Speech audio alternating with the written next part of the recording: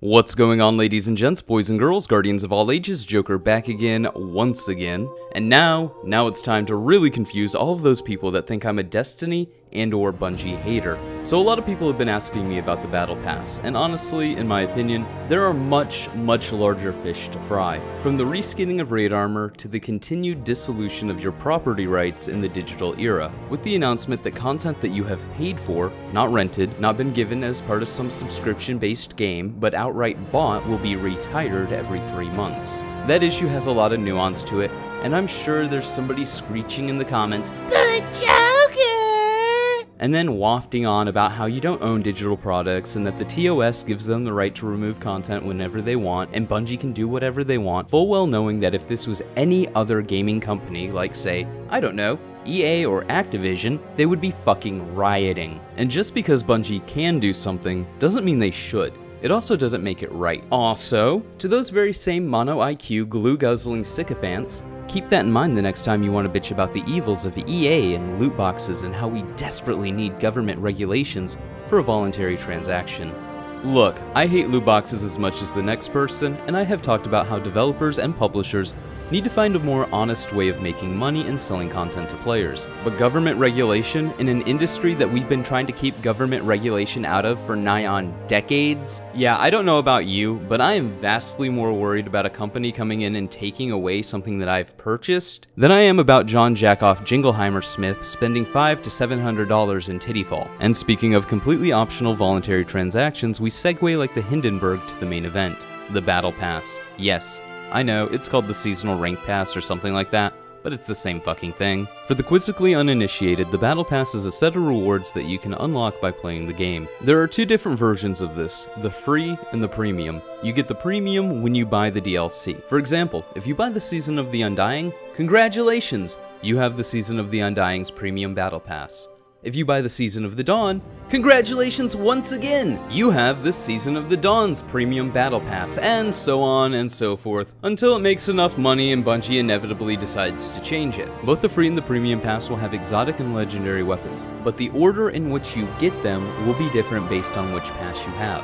For example, if you buy the DLC, which means you automatically get the premium pass, at level 1, you get the exotic hand cannon, Ariana's Vow. If you have the free version, you get it at level 35, which, technically speaking, is much better than not getting it at all, which is what would have happened in the past with other DLCs and exotics. And actually, legendary weapons and legendary armor, because traditionally it's been, don't buy the DLC, don't get anything. So what do you get when you buy the season? Well, unfortunately, Bungie conflated the Battle Pass and the Season Pass when they were explaining what you get, so I'll just list off everything that they said that you will get when you buy a season. At least as far as we understand when it comes to the Season of the Undying. Season Pass owners get access to the new season activity, the Vex Offensive, which includes 4 legendary weapon drops, additional weekly and daily bounties, additional weekly challenges with powerful rewards. Next, you get the new weapons quest for the exotic bow Leviathan's Breath, exclusive to Season Pass owners.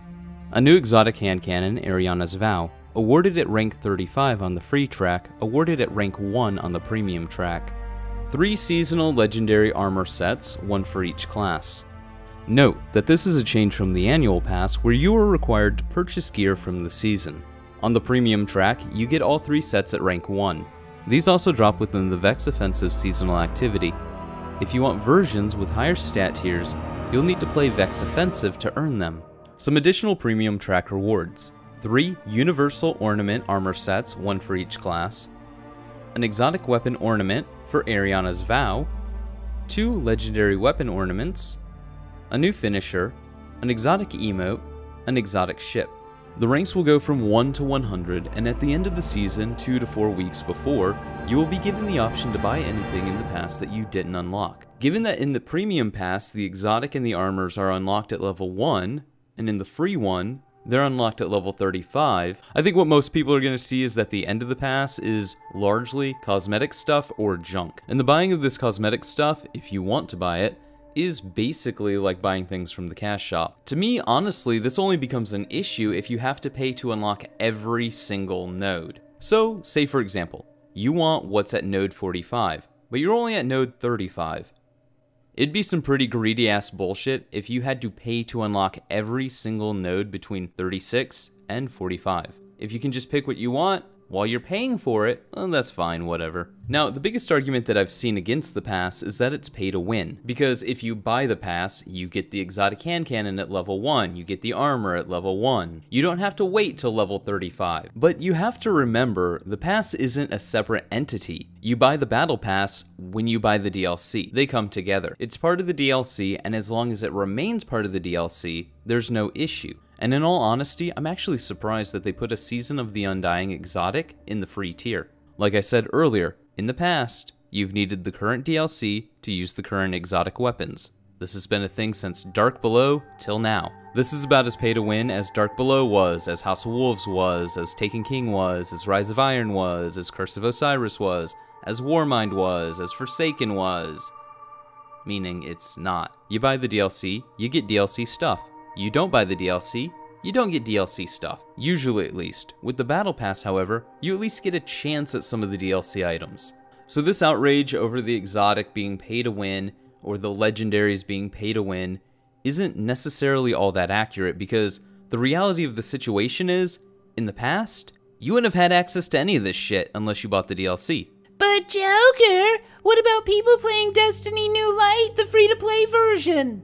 First, free-to-try version, not free-to-play. Free-to-play implies that everything is free. Free-to-try implies that only some things are free, like the base game. But whether you want to call it free-to-play or free-to-try, does this suddenly retroactively make Season of the Forge pay to win because I got the last word? Or does this suddenly make Season of the Drifter pay to win because I got Thorn? Now you might argue that the last 2 to 4 weeks are pay to progress, and you'd have a point, but let's go ahead and ballpark some numbers off the top of my head. Given that Bungie said it'll take 8 hours to rank up 10 times, and their time was based off of 18-minute strike runs, which would mean running 27 strikes, more or less, and these 27 strikes were done with bounties and the first 3-level EXP boosts that you get once a week. But given that this is still an 18-minute strike run, and you can run Lake of Shadows in 4 to 5 minutes, easily doing 3 strikes for every 1 that Bungie did, provided that this is based on strike completion EXP, you can run between, we'll say, 9 and 11 strikes. 9 at worst, 11 at best per hour, instead of only 3. We'll also go ahead and cut the difference and say 10 because 10's an easy number to work with, meaning that somebody could, hypothetically, because this is all hypothetical, grind out 10 ranks in just over 2, maybe 3 hours. Significantly less than the 8 hours projected by Bungie in their 18-minute strike runs.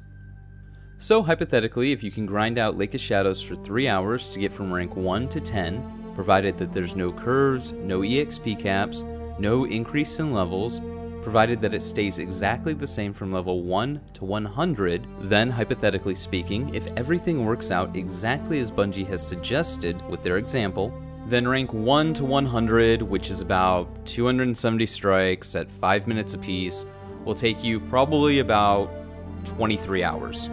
And that's sitting there doing it perfect, 5 minutes each time, no bathroom breaks, no nothing, don't eat, don't sleep, don't drink. You know, obviously nobody's going to do that. And in fact, it would probably look something more like 25 to 30 hours, depending on how good the bounties and the boosts are. 25 to 30 hours over the course of 3 months isn't that bad. Hell, over the course of a week, it's not that great, and I wouldn't recommend doing it, but it is doable. What the grind will look like for me, and probably a lot of people, because I play PvP, and this can be adjusted to any playlist just as long as it takes you 10 minutes to do an activity, is 10 minutes of PvP match, that's 6 matches an hour, basically double Bungie's 18-minute strike runs, provided that one PvP match is equal to one of these strike runs that Bungie was doing. That would still be something like 270 PvP matches at 10 minutes a match. It would take you 45 to 50 hours. Again, depending on bounties and whatever boosts you have, it could be more, it could be significantly less. And since this is just off the top of my head and we don't have the total dynamics of how the pass and the EXP for the pass will work, take it with a grain of salt, but let's just say over the course of 3 months, if it is, say, something like 50 hours, that comes in at something like 4.5 hours a week, provided you don't want to go insane playing the Lake of Shadows over and over and over and over again. What I'm saying is it's very manageable. Now, do I have problems with this pass? Well, of course I do. Any sapient being with functionality above the medulla oblongata should at least be worried about this pass. Because face it, ladies and gents, boys and girls, guardians of all ages, this is the best this pass is gonna get. Best case scenario, it stays exactly as it is. Worst case scenario, hold on to your wallets. All I'm saying is at the end of the day, we should keep a cautious eye on this pass. For example, if there's EXP caps or slowdowns, mechanics like that they would try to put into place to make as many people as they possibly can pay for content. The same thing goes if Bungie separates the premium version of the Battle Pass from the DLC. Contrary to popular belief, the Battle Pass doesn't suck shit through a hose yet. But mark my words, if you give Bungie an inch, they will take a mile. But hey, those are just my thoughts. Let me know yours in the comments below, and like always, stay frosty.